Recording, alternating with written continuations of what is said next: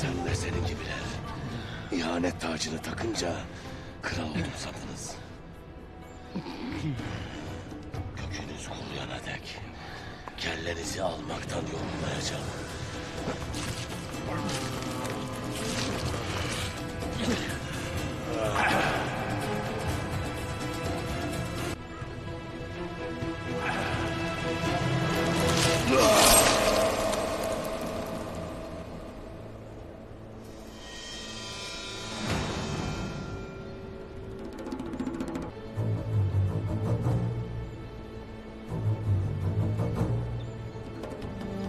Hainler için yaşasın cehennem.